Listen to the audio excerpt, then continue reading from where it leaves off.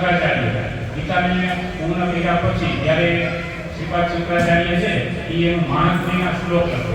એની અંદર કહે છે કે ગીતા સુગીતા કર્તવ્ય કિમન્ય શાસ્ત્ર વિસ્તરે યા સ્વયં પદ્મનાભસ્ય હું પદ્મા વિનિસુતા.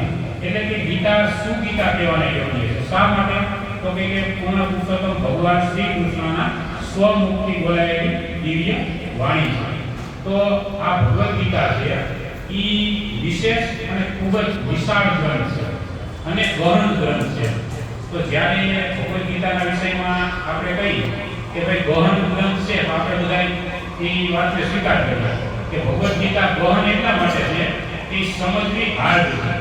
જો આમાંથી આપણામાંથી એક વખત ભગવદ ગીતા વાંચી હોય એવા કેટલા વ્યક્તિ છે?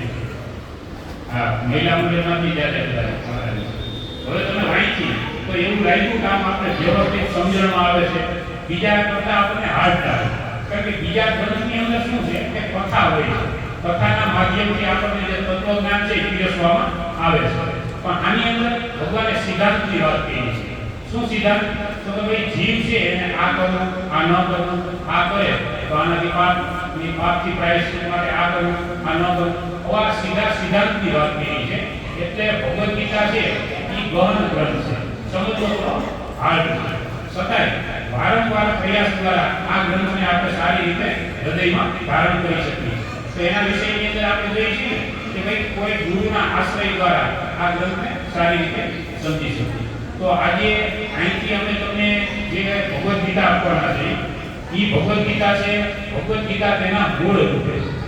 હવે આ ભગવદ ગીતાની વિશેષતા એ છે કે આ ભગવદ ગીતા ઉપર જે ટીકા લખી છે એ પરમ ગુરુ શ્રી પ્રભુપાદજીએ લખી છે કે જેમણે ઇસ્કોન સંસ્થાની સ્થાપના કરી હતી. હવે જો ઇસ્કોનને આપણે ઓળખતા હોય તો બધાય આપણે મોબાઈલમાં ટીવીમાં જોતા હોય તો ઓલા ભૂરા અને બધી ભૂરીઓ સાડી પહેરી નાચતા ગાતા હોય વિદેશવાળા, હરે કૃષ્ણ બોલતા હોય, એ ઇસ્કોન. તો હવે આ પરમ ગુરુ શ્રી પ્રભુપાદજી છે એ 1965માં અમેરિકા ગયા અને અમેરિકાથી એને પ્રસ્થાનની શરૂઆત કરી અને વિશ્વના 108 દેશની અંદર એમણે મંદિર બનાવ્યા અને 108 દેશમાં ભક્તો બનાવ્યા. કે ભક્તો એટલા ભક્તિની અંદર લાગેલા છે કે જ્યારે એની ગુરુ અને ભગવાન પ્રત્યેની જે નિષ્ઠા છે એને આપણે સારી રીતે જોઈ આપણે વૃંદાવન જઈને ત્યાં જોવા મળે. એ જોવ ને તો તમને એમ થાય ઓહો, આપણે તો રામ અને કૃષ્ણની ભૂમિમાં જઈમાં છે તો આપણે આના જેટલા નિષ્ઠાવાન નથી. એટલી નિષ્ઠાપૂર્વક એની ભક્તિ છે. તો આ બધા ભક્તિમાં જે વધારવા વાળા છે એ છે પરમ ગુરુ શ્રી પ્રભુપાદ કે જેમણે ઈશ્વરની સ્થાપના કરી. તો ભગવદ ગીતા છે એના વિષયમાં અત્યારે સમજાવીએ એટલે આપણે જિજ્ઞાસા થાય કે ભગવદ ગીતા એક વાર વાંચવી જોઈએ. કારણ કે ભગવદ ગીતા એવો ગ્રંથ છે કે આ મનુષ્ય જીવનમાં જ્યાં આપણે સહી ત્યાંથી નરથી નારાયણ સુધીની સફર કરાવતો ગ્રંથ છે. જે આ જીવનમાં છે અહીંથી લઈ અને આપણે ભગવદ ધામ સુધી પહોંચાડવાનો જે કાંઈ રહસ્ય છે ભગવદ ગીતાની અંદર છે. ભગવદ ગીતા છે એ આપણે ભગવાનના ધામ સુધી પહોંચાડી શકાય. અને બીજું કે સ્વધર્મરૂપી આપણું જે કર્તવ્ય કર્મ છે એ બધું જ કરતા કરતા ભગવદ ગીતામાં ભગવાન એમ નથી કીધું તો આ બધું મૂકી દે અને મારી ભક્તિ કરવાની. અર્જુન છે એ આપણા જે ગૃહસ્થ હતો, ગૃહસ્થ હતો એટલે કેવો વ્યસ્ત ગૃહસ્થ એમ.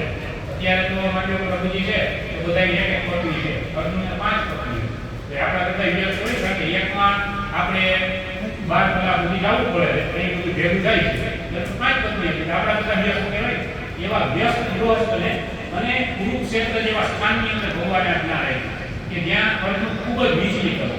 એનો મગજ કામ કરતો નહોતો કે સામે મહારાજ છે બધા એને મારવા કેમ આવી પરિસ્થિતિ. તો આપણી વિકટ પરિસ્થિતિની અંદર આપણે ભગવદ ગીતા દ્વારા આપણે એવું જ્ઞાન પ્રાપ્ત કરી શકીએ કે જેના દ્વારા આપણે સંપૂર્ણ નિરાશ હોઈએ તો પણ આપણે ભગવાનના આ દિવ્ય સંદેશ દ્વારા આપણે સારી રીતે આપણા કર્તવ્ય કર્મ નિભાવી શકીએ. અને કર્તવ્ય કર્મ નિભાવતા કેવી રીતે ભગવદ ધામ પહોંચી શકીએ એનું જે રહસ્ય છે એ ગીતામાં ભગવાને આપણને આપ્યું છે. તો જ્યારે આપણે વૈદિક સાહિત્યની ચર્ચા કરીએ તો વૈદિક સાહિત્ય કેને કહેવાય? કારણ કે આપણે ઘણી વખત સાંભળ્યું કે વૈદિક સાહિત્ય તો વેદવ્યાસ દ્વારા જે રચિત છે એને વૈદિક સાહિત્ય કહેવામાં આવે છે. તો વેદવ્યાસ દ્વારા ભાઈ 4 વેદ છે, પછી 18 પુરાણ છે, 108 ઉપનિષદ છે, મૂળ રામાયણ છે, મહાભારત છે અને વેદાંત છે. આ બધા વેદવ્યાસ દ્વારા રચિત શાસ્ત્રો છે. હવે ઈ જે શાસ્ત્રો છે ઈ બધા જ જે શાસ્ત્રો છે ઈ શાસ્ત્રનો જે સાર છે ઈ ભગવદ ગીતામાં ભગવાને 700 શ્લોકમાં આપ્યો છે. હવે આપણા શાસ્ત્રોની અંદર કુલ હિસાબ કરવામાં આવે તો 100 ખરબ શ્લોક છે. કેટલા? 100 ખરબ.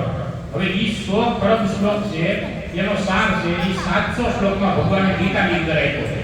જો કારણ કે ભગવાન છે ઈ તો જાણતા હતા કે એને આપણને બનાવ્યા ત્યારે ખબર હતી કે ભાઈ કળિયુગના જીવ છે એ કેવા હોય છે. મંદ સુમંત મતય એટલે કે મંદ સુમંત બુદ્ધિવાળા છે અને એકદમ આળસુ હોય છે અને અલ્પ આયુષ્ય કે ટૂંકી આયુષ્ય વાળા. કારણ કે આપણે આયુષ્ય બહુ ટૂંકી છે. કારણ કે ભગવાને તો ગીતામાં જે આહાર વિશે કીધું એ આહાર પ્રમાણે આપણે 100 વર્ષ જીવી શકીએ. 100 વર્ષ સુધી ભગવાનના કહેવા પ્રમાણે આપણે અહીંયા આહાર લઈ તો મનુષ્યની આયુષ્ય ભાગવતની અંદર 100 વર્ષ વધે કે મનુષ્ય 100 વર્ષ ટકે આ સંસારમાં. પણ એમાં તો કે એની અંદર આપણે રોટની અંદર મિક્સ કરી મેંદાના લોટમાં બીજો નાખ્યો, બીજા ત્રીજો નાખ્યો, નવી નવી જાતનું બધું એવું ભેગું કર્યું કે જેના કારણે આપણે 100 ને છે 60 લઈ આવ્યા છે. કારણ કે ભગવાનના કહેવા પ્રમાણે કંઈ કરતા નથી. તો હવે આ અલ્પ આયુષ્ય છે મંદ સુમંદ બુદ્ધિ એમ. કારણ કે અત્યારે આપણી જે બુદ્ધિ છે એ પહેલા જેટલી સ્ટ્રોંગ નથી રહી. જો પહેલા આપણે કાંઈ ના હોય તો આપણે મહાભારત સિરિયલ તો બધાય જોઈ છે તો એની અંદર અર્જુન ને ભીમ ને બધાય છે એ એના ગુરુ પાસે જ્ઞાન લેવા જતા. તો કંઈ પાટી ને પેન ને દફતર કે લેપટોપ લઈને ના જતા, એમ જ જતા. ગુરુ જે કહે એ બધું એને યાદ રહી જાય. એટલી તીવ્ર બુદ્ધિ હશે. બરાબર? એ ધીરે ધીરે ધીરે ધીરે થતા આ ફ્લો થઈ. હવે આપણને કોઈ એમ પૂછે કે ભાઈ 2 દી પહેલા બપોરે એકલું શાક ખાધું તો એ મેળ થાય નહીં. 3 દી પહેલા માતાજી તમે કયા કલરની સાડી પહેરી હતી તો એમાં આપણે મગજમાં આટી જણાવવી પડે. કારણ કે આપણને કંઈ યાદ રહેતું નથી. તો આ બધું ભગવાન જાણતા હતા. કારણ કે ભગવાને આપણે બનાવ્યા અને ભગવાનને ખબર હતી કે કળિયુગના જીવની સ્થિતિ આવી ગઈ છે એટલે